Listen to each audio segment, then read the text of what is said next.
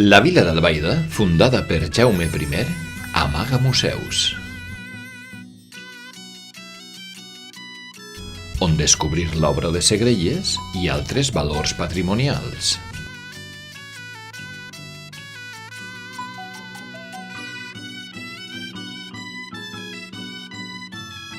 Des del Palau Gòtic accedim al Palau Barroc. Abans de meravellar-nos amb l'església arxipestral.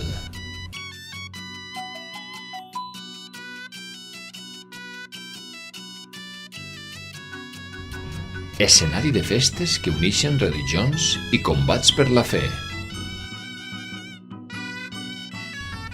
Entre ermites gòtiques i riuets agradables, arribem a Bufali.